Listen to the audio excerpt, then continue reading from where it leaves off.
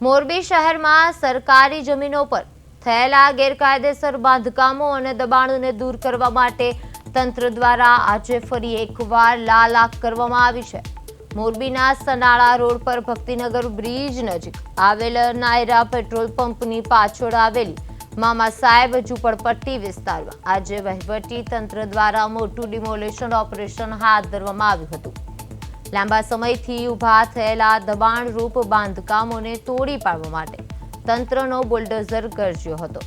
કોઈપણ પ્રકારનો અનિચ્છનીય બનાવ ન બને અને કાયદો વ્યવસ્થાની સ્થિતિ જળવાઈ રહે તે હેતુથી ચુસ્ત પોલીસ બંદોબસ્ત સાથે આ ઓપરેશન પાર પાડવામાં આવ્યું હતું। હવે આ કામગીરી દરમિયાન મોરબીના મામલતદાર સહિત વિવિધ સરકારી વિભાગોના ઉચ્ચ અધિકારીઓ કાફલા સાથે સ્થળ પર હાજર રહ્યા હતા અને સમગ્ર પ્રક્રિયાનું જાતે નિરીક્ષણ કર્યું હતું। તંત્રની આ કડક કાર્યવાહીને પગલે અન્ય દબાણકર્તાઓને પણ ફફડાટ વ્યાપી ગયો છે।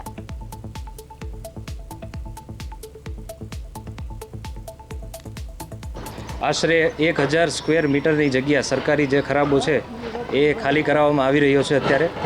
અને 2024માં 61ના હુકમ થયેલા હતા અને ત્યારબાદ 202ની નોટિસ જે છે ખાલી કરવાની એ 2025માં પણ અપાણી હતી, ત્યારબાદ 2026ના મે મહિનામાં પણ અપાણી હતી અને કુલ 18 આસામીઓ અને આશરે 15 કાચા અને પાકા મકાનો આટલું દબાણ હતું અને એ બધું હટાવવાની અત્યારે પ્રક્રિયા ચાલુ।